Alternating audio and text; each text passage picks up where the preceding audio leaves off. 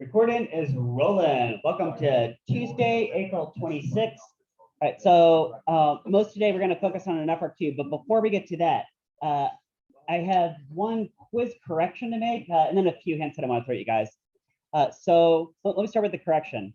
Now, I did make different versions of this, so some of you guys, to take a look at number five, the one with the like something rolling down the incline. Okay, now different versions, there's different rolling objects, and if yours says a solid sphere, then yours is perfectly fine. You don't need any corrections. Your paper's all good, and the answer is one of the answer choices, right? That's if it says solid sphere. But some of you guys have one that says solid cylinder. You guys see solid cylinder? Okay, now that one I messed up something, but that's okay. There is actually the right answer choice actually is on here, but one of the values I gave you is not correct in that, but right. Okay, so here we go. All right. You guys see over here where it says rotational inertia of a solid cylinder, right? See, for the solid sphere, it's perfectly fine. It says 2/5 mr squared, which is exactly what this says right here. I say it like a bowling ball, right? 2/5 mr squared, right? Remember, a single point is mr squared. A ring is, well, it's just a set of points, so it's also mr squared, right? But a bowling ball has more of its mass distributed closer to the inside, so it's going to be less than mr. It's going to be 2/5 mr squared. That one's perfectly fine. But the solid cylinder one is half mr squared. Now, I put 4/3, and the reason I put 4/3 is because I was looking at a general proof that actually is involved in like what I made this all in Excel, and I typed I typed an equation that involves the fraction 4/3 at some point to get to the answer. So actually, if you solve this in terms of variables, maybe that's sort of a hint, is that fraction will pop up somewhere, but it's not in the rotational inertia. This should be 1/2 mr squared for a solid cylinder, just for the solid cylinder. Okay, you guys get that? In fact, what I typed originally, 4/3. Hey, isn't that like an improper fraction? Isn't that greater than 1? Well, hold on a minute. Take a look at this table. Do you guys see anything that's greater than mr squared? If it has a fraction in front of it, it's always less than mr squared, isn't it? Okay. Could you possibly have something that rolls that's greater than mr squared? Here, you can. It would be like this shape here. If this was rolling, so suppose it's like rolling on my pen on the inside track. You guys see like on the inside track. Suppose there's like a little steady track like this. It's just rolling. And if you look at this inside radius right down here, inside radius, right, and you define that as your radial size r, then because part of the mass extends beyond that, like this object rolling downhill on a say on this pen, right, on the inside radius, that might have a moment of inertia that's greater than mr squared, for example, 4/3 or something like that. Okay, but typically that's not going to be the case. Okay, all right, you guys good there? Okay. All right. Right, I wanted to throw some other hints at you guys too. So let's take a look here. Actually, let's glance at all the questions real fast, and then I might not give you hints on all of them, but look at them anyway. We got an astronaut on moon. Oh, this is the pendulum question. So this guy takes out a pendulum and just starts swinging it back and forth. Right, and you guys know that, well, you know the formula for time period of a pendulum. It's back there on, actually, yeah. Right. The first two questions are unit 6, simple harmonic motion, right? But the question is, how could you linearize a graph so that the slope represents exactly the gravity field, right?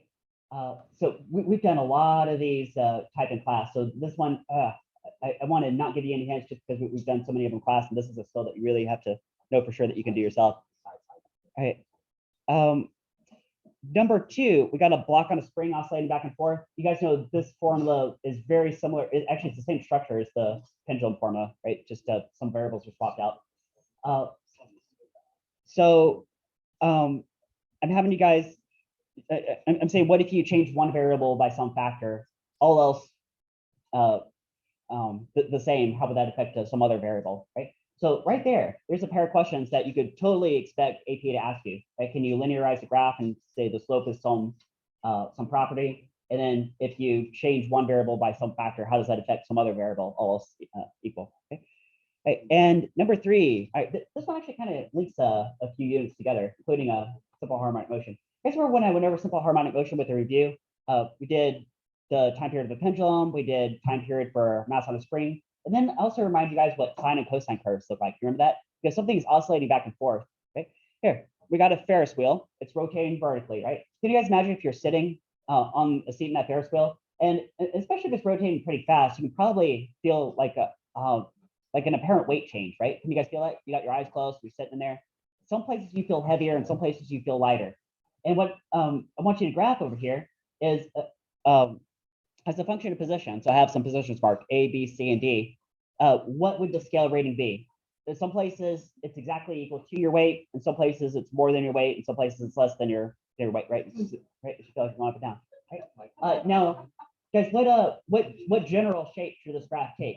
Should it be all should it be blocky, like you should feel like bam, like an instantaneous change, and then bam, an instantaneous change? Or do you think it's more like smooth and gradual, like a sine or a cosine curve? Probably, yeah, probably more like a sine cosine curve, right? Right. In fact, that's usually how things work in physics in general. Is there are very rarely any abrupt changes. One of the simplifying exceptions to that in this class is like acceleration. You have like bam acceleration, but or bam a force. But all right, yeah. So where would you feel heaviest and where would you feel lightest? I'll let you guys think about that. Number 4 is a turntable kinematic question. Right, so you got velocity, acceleration, time. Oh wait, no, never mind. No, it doesn't. I have to read that again. Here, well, it does involve that, but it involves rotational kinematics. But there's one more part. I gave you rotational inertia. It's sort of analogous to mass in a linear sense, right? And hey, a torque. Do you guys know how to take torque, rotational inertia, and angular acceleration? Right? You guys remember from yesterday? Where's my notes from yesterday? You guys remember this type of stuff right here? You guys remember this? Right. All right. I think you guys can get that. All right. This Rayleigh object rolling down an incline. You guys have different Rayleigh objects. Now, I did give you guys a huge hint here. Use conservation of energy. Obviously, AP is not going to give you that hint, but so maybe it would be too nice. I don't know. But let me throw you guys one more hint. You guys remember how linear speed is equal to angular speed times the radial distance that it's at? Or you could turn this around and say how fast something is spinning, like radians per second, angular speed is equal to linear speed, meters per second, divided by the take the radial point. It could be like a point on the rim, something like that. Right. This is going to be one of your steps. You're going to have to do some substitution somewhere. All right. So there's a huge hint there. I'm giving you guys a number 5. Number 6. Oh, there was an AP classroom question yesterday that looked a lot like this one, right? Seesaw, right? Trying to balance it. Right. Giving you guys some torque. Notice I marked out certain locations. You guys see those dark arrows right there? I didn't think about this until long after I printed it, but those are not vectors, right? You guys know that? I'm trying to mark certain locations. So yeah, I print out something. Oh shoot, those almost look like vectors, but they're not supposed to be. I'm just marking out locations. There's so many centimeter mark. There's so many centimeter mark. But I did put everybody's fulcrum at the 50 centimeter mark because it greatly simplifies it, right? Because then you can just ignore the weight of the meter stick itself because it's centered right on the point. Okay.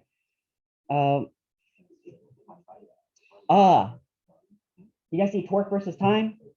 Do you think that has something to do with here? You guys remember this? Oh, it's one of these posters. You guys remember this paragraph? Right, you guys remember these? I should have put both of these on here, but I only put this one on the quiz, but I really should put one of these also. Okay, but you guys would be able to navigate both of these, right? And there were lots of AP classroom questions yesterday that look like those. Okay, you guys can get those. Right. A baseball bouncing off this paddle wheel, boing. Right. Now, guys, if this if this baseball has some mass and some velocity, in fact, it has a change of velocity, doesn't it? Right. In fact, if it rebounds, guys, what is the difference between let's say the ball was going this way 20 meters per second and that boing back rebounds the other way at 10 meters per second? Guys, what is the difference between 20 to the right and 10 to the left? 30, right? Okay, you guys got that? Huh? That velocity change that might maybe then some do maybe like a momentum change, maybe an impulse, right? And do you guys remember also from yesterday? I reminded you guys that you can go from linear momentum to angular momentum, say for a point mass, if you know like the radial size that it's bouncing in, it's boing, right? Just a little reminder there, but you guys should be able to navigate that. Number 9, angular acceleration versus time. And the question is, what's the angular displacement after some time interval? So isn't this a graphical version of kinematic motion? Right? Let's see, you're going from acceleration to displacement. That's like 2 integral steps, right? During calculus, like acceleration to velocity, velocity to displacement. Okay, you guys get that? Right. Oh, in this last one, I did want to give you guys a clarification on this. Right?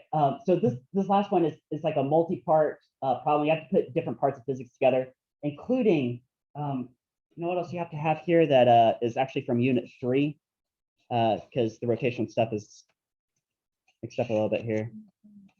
Here, it's you guys remember the centripetal force formulas, right? In centripetal acceleration, you just divide by this mass, right? And then you get acceleration, right? So either v squared over r or omega squared times r. Okay, and which one of these formulas was a lot more useful for O'Neill cylinder type situations where you have a rigid disk that's all spinning together, the top one or the bottom one?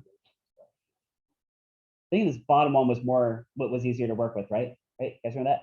For a rigid disk, right? Right. The other thing that I want to clarify is I told you the rotational inertia of the space station itself. That does not include all the astronauts that are on it. So, and you do have to include the astronauts to set up an equation and make sense of this, right? Do you think this is like an ice skater question, right? If a bunch of astronauts are out on the rim and the whole thing's spinning and then they walk in towards the center, right? This was one of your homework problems from a long, long time ago, but a little simplified version of it. But yeah, in fact, if you look at the notes or the solutions from something long time ago in Google Classroom, it's sort of there. But what is I initial total? Okay. It should be I station plus the rotational inertia of the 5 astronauts, right? I 5 astronauts, right? Wouldn't that be the total initial rotational inertia, right? And then see when the astronauts go to the center of the station, actually, here, how about this? What is I for a single point mass? Isn't it mr squared for a single point mass? Can that be true? Right. And since there's 5 of these guys and I made them have all the same mass, you can just go like something like that for 5 astronauts. Can that be true? Okay. Right. So this is your starting rotational inertia when all the astronauts are at the rim and the whole thing's turning like this. Here, draw this out. This is this particular case. You got these 5 astronauts. Go ahead and draw them here.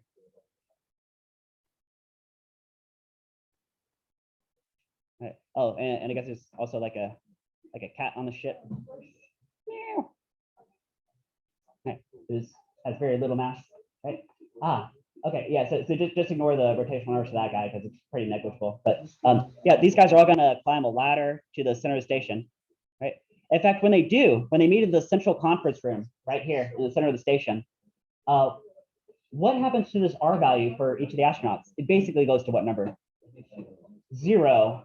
So for the final, for I final, wouldn't it just be the station itself, right? Okay. Plus the cat, which is like negligible. So, okay. Right. Any questions on that take-home quiz? Right. Guys good there? All right, let's switch over and do FRQ.